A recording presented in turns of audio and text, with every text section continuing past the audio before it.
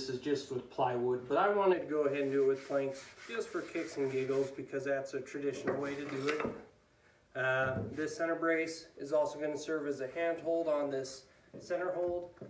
Got a whole bunch of cleaning to do on the outside because I burned up my skill saw cutting metal, and I'm not willing to fork out the money yet until I really need it. So I'll hit this up with a file and some sandpaper and catch you guys in a minute.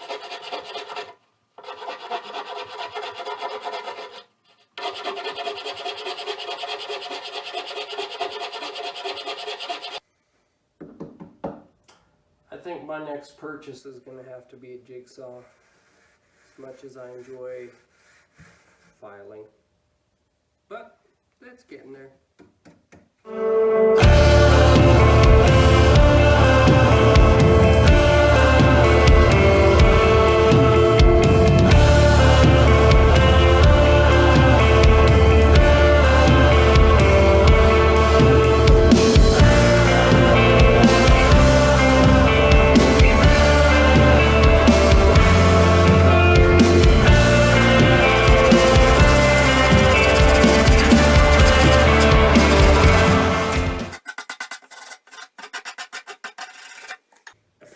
Points of interest on Viking shields.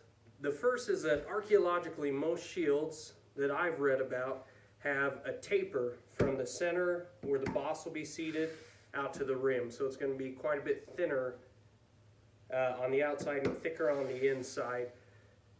If I had done that, I should have done it after gluing but prior to riveting the supports on. So it's going to be a little heavier than it needs to be, but that's okay. Second point of interest is that this is on the larger end of what's found historically. There's a pretty wide range of sizes for Norse center hold shields, but I like a larger shield. It lets you personalize your armor kit a lot more, having a shield to gloriously display your colors, your heraldry, the emblems of yourself, your household, what have you. Also, the material that Viking shields were made out of was quite wide-ranging, both in literature from the period or near period, and also what we find archaeologically. The material that I used was pine shiplap because it was in the discount bin at the local hardware store, and it's been a while since I've made a shield, and I wanted to have a little bit of fun with it. The only problem I had is that while it sits flush up front, it's got some little gaps in the back, but it's holding real well, and I don't intend to use this for any heavy fighting. For that, I prefer just like a 1/2-inch plywood. The plywood holds up great, even though it's not historically correct. And once you get a canvas over the surface, you can't tell anyway. But anyway, I'm going to go ahead and drive on. We're going to put some canvas on this sucker, throw a rim on it, and fix a boss. Like a boss.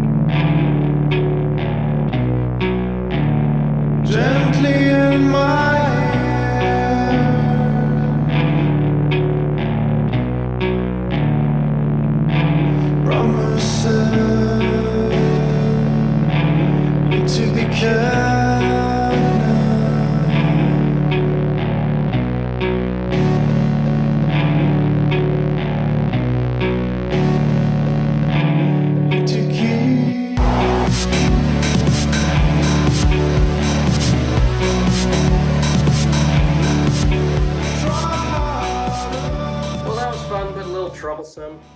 I ended up taking off about an inch the whole way around. I had to get a jigsaw for another project and finally justified buying a new one. The paint job on here, I looked at some internet inspiration and then just kind of pencil whipped it, and my kids helped me paint it in, so it's not perfect, but it's fun. I'll give you a wide shot here in just a moment. I did not have any rawhide or mule hide to rim it, which is what I would have preferred. This kind of leather here, it looks fine, but it won't hold up under fighting the same way the other stuff will. Also, for the first time, I got a little crack in the boss, which kind of saddened me, but I was able to weld some material in there. I'm not a phenomenal welder, it's not a beautiful job, but it closed that up just fine. So let me give you guys a wide shot, and hopefully you guys enjoyed the video.